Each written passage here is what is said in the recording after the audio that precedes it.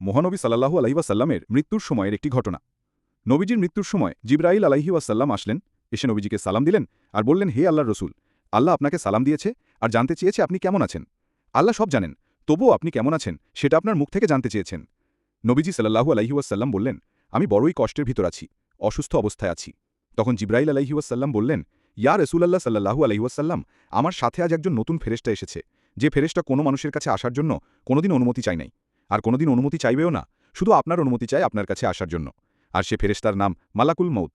মালাকুল মউত রাসূলের সাল্লাল্লাহু আলাইহি ওয়াসাল্লামের অনুমতি নিয়ে রাসূলের সাল্লাল্লাহু আলাইহি ওয়াসাল্লামের জান মুবারকের কাছে এসে সালাম দিলেন। বললেন, ইয়া রাসূলুল্লাহ সাল্লাল্লাহু আলাইহি ওয়াসাল্লাম, আমি আদম আলাইহি ওয়াসাল্লাম থেকে শুরু করে এই পর্যন্ত যত মানুষের জান কবজ করেছি, আর কিয়ামত পর্যন্ত যত মানুষের জান কবজ করব, কারো কাছে অনুমতি চাইনি, আর চাওয়াও আমার লাগবে না। কিন্তু আজকে আসার সময় আল্লাহ বলেছেন আমি যেন আপনার অনুমতি চাই। নবীজি বললেন, মালাকুল মউত, আমি যদি অনুমতি না দেই? মালাকুল মউত বলে, ইয়া রাসূলুল্লাহ, আল্লাহ বলেছেন যদি অনুমতি না পাও ফিরে এসো। আল্লাহু আকবার।